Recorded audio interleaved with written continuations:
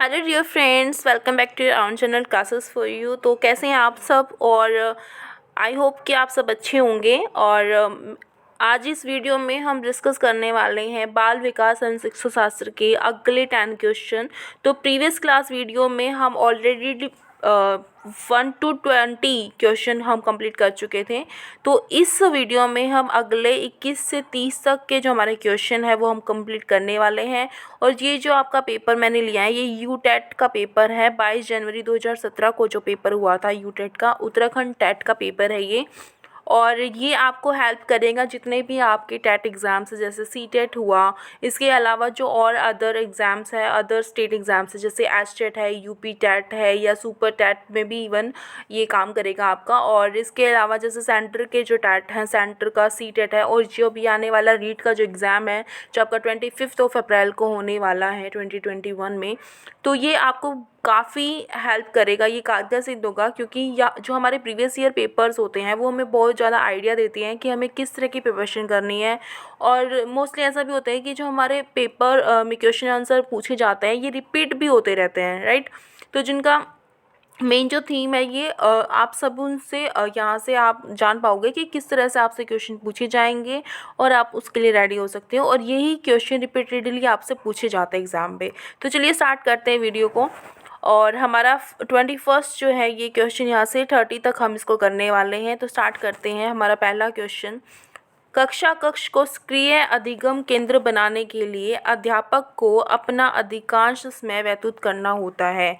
तो कक्षा कक्ष को सक्रिय अधिगम केंद्र यानी कि वहाँ पर एक्टिवली क्या है आपकी लर्निंग होती रहे, ऐसा सेंटर बनाने के लिए अध्यापक को अपना अधिकांश समय व्यतीत करना होगा। किस चीज़ में? तो देखिए ऑप्शन में, बच्चों द्वारा एक दूसरे के प्रति गैर आक्रामक तरीकों से संप्रेषण तथा समूह में कार्य करवाओगे उन बच्चों से, और उनके गैर आक्रामक तरीकों से यानी कि आक्रामक ना हो, वो एक दूसरे के लिए लड़ाई झगड़ा ना हो उनमें, अधिगम संसाधन तथा अधिकांशतः कला शिक्षण सामग्री उपलब्ध कराकर ज़्यादा से ज़्यादा शिक्षण सामग्री उपलब्ध कराओगे और उसके साथ साथ अधिगम के संसाधन उपलब्ध कराओगे।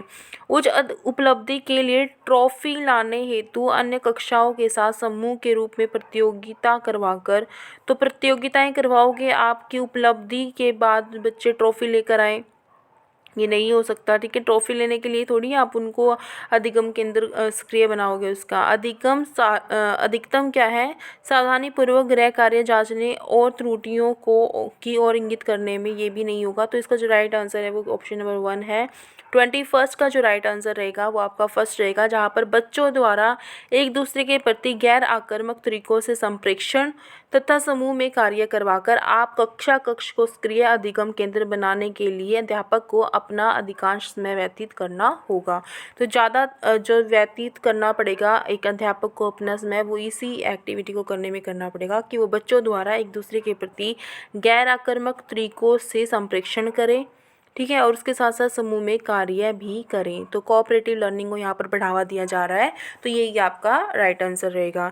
नेक्स्ट देखिए, नेक्स्ट जो हमारा क्वेश्चन है, बच्चों द्वारा आलोचनात्मक चिंतन न सीखने का कारण है। आलोचनात्मक चिंतन जो है वो बच्चा नहीं सीखता, तो इसका एक मुख्य कारण क्या है इसमें से देखते हैं कि जो फर्स्ट ऑप्शन कह रहा है कि कक्षा कक्ष का उच्च रूप से अन्वय होना तथा उत्तरों का मूल्यांकन भी उसी प्रकार होना, ठीक है। सेकंड ऑप्शन है पाठ्यचर्या का निर्माण इस प्रकार न होना कि अधिगमकर्ताओं में सृजनात्मकता प्रोत्साहित की जा सके।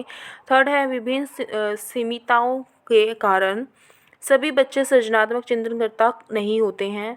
फोर्थ ऑप्शन है हमारा, सभी अध्यापक स्वयं सृजनात्मक तथा नहीं होते, इसीलिए विद्यार्थियों में सृजनात्मकता प्रोत्साहित नहीं कर सकते। ये ऑप्शन गलत है आपका, ये भी गलत है। तो जो राइट आंसर है वो आपका फर्स्ट ही रहेगा, क्योंकि कक्षा कक्ष का उच्च रूप में अन्वय होना तथा उत्तरों का मूल्यांकन भी उसी प्रकार होना, यही इसका जो है बच्चों द्वारा आलोचनात्मक चिंतन न सीखने का कारण हो सकता है, ठीक है। तो जो ऑप्शन 1 है वही इसका राइट आंसर रहेगा। नेक्स्ट देखिए, नेक्स्ट जो हमारा क्वेश्चन है क्वेश्चन नंबर 23 में हमसे पूछा गया है, नीचे लिखी गई समस्याओं में से किसका अध्ययन व्यक्ति अध्ययन पद्धति द्वारा कर सकते हैं।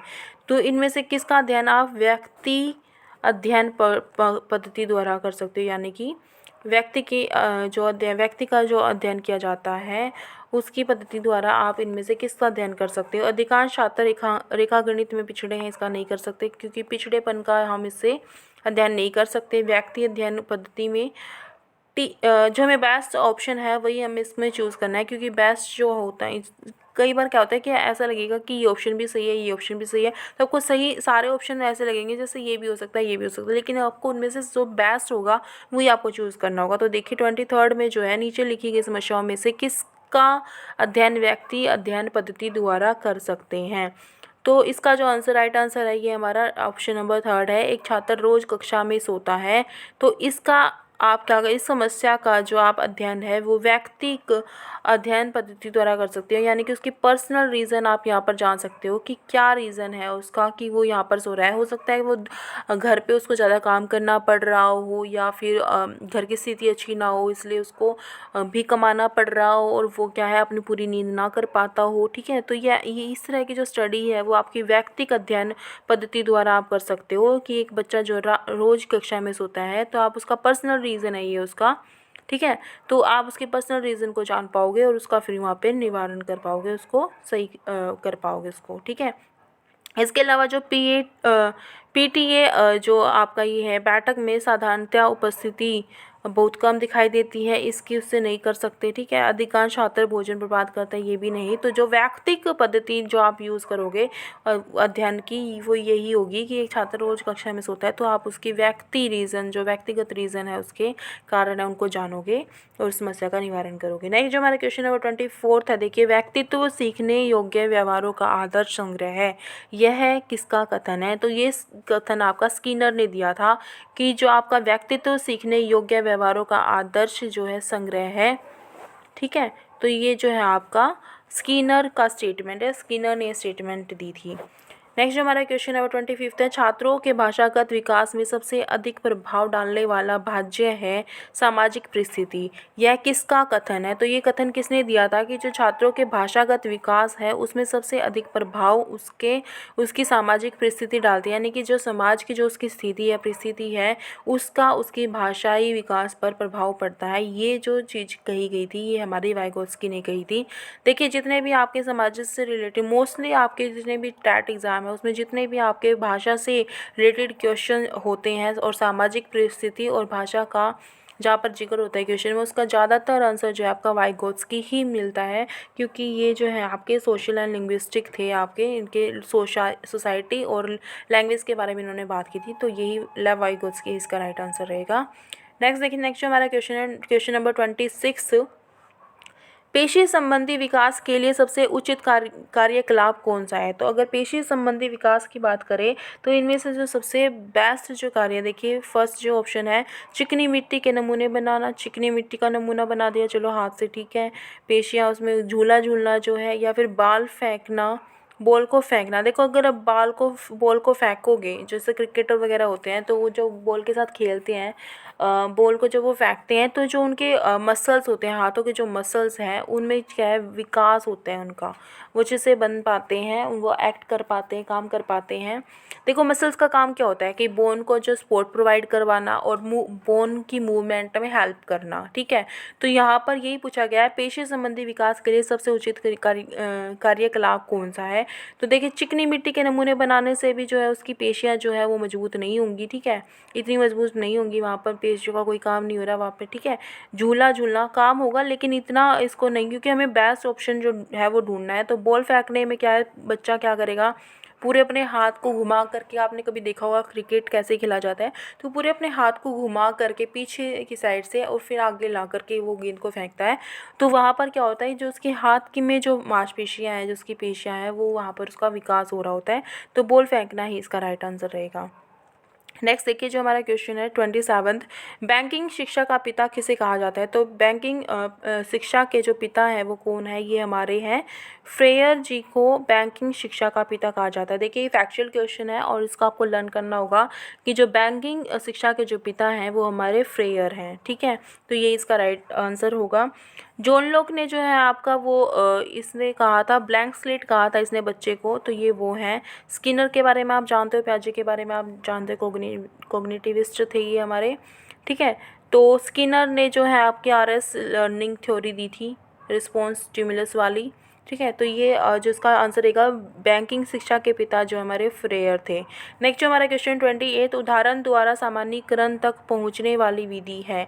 तो उदाहरण से सामान्यीकरण की जो विधि होती है ये हमारी आगमन विधि होती है, जहाँ पर एग्जाम्पल से रूल की तरफ जाया जाता है, उदाहरण से सामान्यीकरण की तरफ जाया जाता है।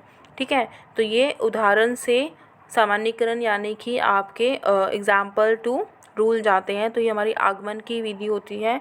निगमन की विधि जो इसके अपोजिट होती है, अगर सामान्यीकरण से उदाहरण की तरफ जा रहे हैं, पहले रूल बताकर फिर एग्जाम्पल दिए जा रहे हैं, तो वो हमारी जो विधि होगी वो हमारी निगमन विधि होगी। ये हमारी इंडक्टिव होती है, आगमन को इंडक्टिव कहा जाता है इंग्लिश में, और निगमन को हमारा डिडक्टिव रीजनिंग कहा जाता है, जहाँ पर रूल पहले आता है और एग्जाम्पल बाद में दिए जाते हैं। जबकि जो आगमन विधि होती है, इंडक्टिव जो होती है, उसमें पहले एग्जाम्पल दिए जाते हैं, उससे रूल की तरफ जाते हैं। So the next question is 29th, मूल रूप से अध्यापक के व्यावसायिक चरित्र का उल्लेख है। तो मूल रूप से अध्यापक के व्यावसायिक चरित्र का उल्लेख इनमें से कौन सा है? विषय ज्ञान उसका, या शिक्षण विधि उसकी, या व्यावसायिक नीति शास्त्र, या कक्षा अनुशासन। तो देखिए, इसके व्यावसायिक चरित्र की बात हो रही है, तो व्यावसायिक चरित्र की बात हो रही है, तो व्यावसायिक से ही रिलेट होगी ये इसकी, और इसका जो ऑप्शन नंबर 3 है वो राइट आंसर रहेगा। ठीक है, तो मूल रूप से अध्यापक के व्यावसायिक चरित्र का उल्लेख कौन देता है हमें? व्यावसायिक जो उसकी नीति शास्त्र है उसी से उसका उल्लेख मिलता है, तो option number 3 is the right answer. Next जो हमारा क्वेश्चन है, एक आदर्श अध्यापक को एकाग्रचित्त होना चाहिए शिक्षण विधि पर, सिखाने वाले विषय पर, छात्र और उनके व्यवहार पर, या फिर उपरोक्त सभी पर। तो उसका जो ध्यान है एकाग्रचित होना चाहिए, यानी कि उसका ध्यान कहाँ पर होना चाहिए, किस चीज़ का उसको ख्याल रखना चाहिए। एक जो आदर्श अध्यापक है, एक जो आइडियल आपका टीचर होता है, उसका ध्यान किस पर होना चाहिए? देखिए, उसका ध्यान जो है शिक्षण विधि पर भी होना चाहिए कि वो किस तरह की विधि को यूज़ कर रहा है बच्चों को सिखाने के लिए। इसके अलावा सिखाने वाले विषय पर भी कि वो कौन सा सब्जेक्ट सिखा रहा है, क्या सिखा रहा है बच्चों को।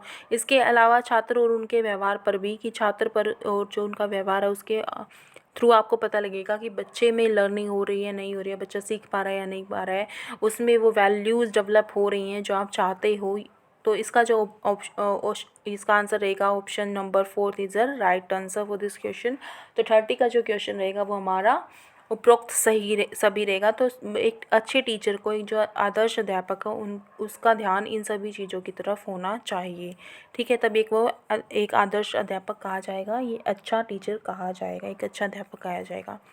तो ओके स्टूडेंट, देखिए ओके फ्रेंड, ये आज के सेशन में, इस वीडियो में इतना ही।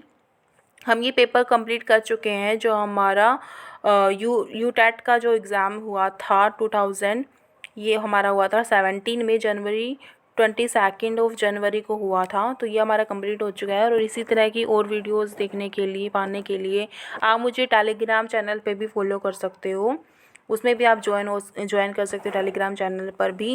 मेरा टेलीग्राम चैनल जो है मेरे यूट्यूब चैनल के नाम से ही है, क्लासेस फॉर यू बाय स्मृति देवगन। आप उसको सर्च करोगे टेलीग्राम पर तो आपको मेरा चैनल मिल जाएगा, उस पर जाइए, उसको वहाँ पर ज्वाइन कीजिए, तो मेरी जितनी भी वीडियोस होंगी वो आपको वहाँ पर मिलेंगी, अवेलेबल होंगी, जितनी भी मैं पहले अपलोड कर चुकी हूँ। इसके अलावा मेरा ये यूट्यूब चैनल है, आपको अगर इससे रिलेटेड और इसी तरह की वीडियोस अगर आपको चाहिए तो आप मेरे चैनल को सब्सक्राइब कर सकते हैं और अपने फ्रेंड्स के साथ भी शेयर कर सकते हैं, ताकि उनको भी इससे हेल्प मिले। और मेरी वीडियो को अगर आपको पसंद आई तो प्लीज़ इसको लाइक कीजिएगा, कमेंट कीजिएगा, शेयर कीजिएगा अपने फ्रेंड्स के साथ। तो इसी के साथ चलो अभी इसको विराम देते हैं, और नेक्स्ट वीडियो जो है जल्दी अपलोड होगी आपकी। इसी तरह के और जो टैट एग्ज़ाम्स है, प्रीवियस ईयर पेपर मैं भी आपको करा रही हूँ, उसके बाद हम प्रैक्टिस सेट करेंगे स्टार्ट। ठीक है, जो हमारा रीट का एग्ज़ाम है ये हमारा अप्रैल में होने वाला है, 25 अप्रैल को है।